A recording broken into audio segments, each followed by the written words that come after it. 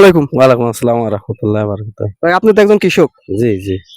ভাই ইন্ডিয়াতে এবং অস্ট্রেলিয়াতে বিভিন্ন দেশে ধরেন উন্নত দেশে কৃষকেরা কৃষিকাজ করে তাদের জীবন স্বাচ্ছল্য এবং অনেক কিছু সুন্দরভাবে পরিচালনা করে। কিন্তু বাংলাদেশে কৃষকরা কি কারণে পারে না?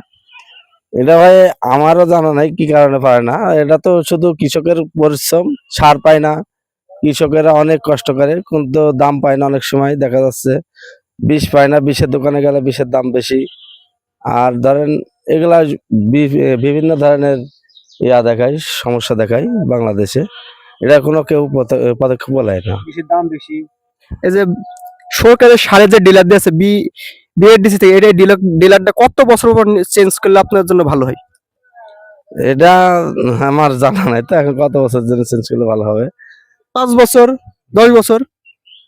মানে এটা আপনারাই বলতে পারবেন, কারণ হচ্ছে এটা বিষয়ে আমার জানা নেই। মানে এই বিষয়ে আপনার মানে কোনো জানা নাই? না, না, ডিলারটা আপনি কত বছর পর চেঞ্জ করলে আপনি খুশি হবেন? এমনি সার নিতে গেলে বলে যে সার নাই, আবার অনেক সময় অনেক দোকানে গেলে বলে যে 1600 বাচ্চা 1800, 1900, 2000 এরকম। মানে এক একবার এক এক ইয়া। আমরা কৃষি উন্নয়নের কিছুই পাই না এক কথায়।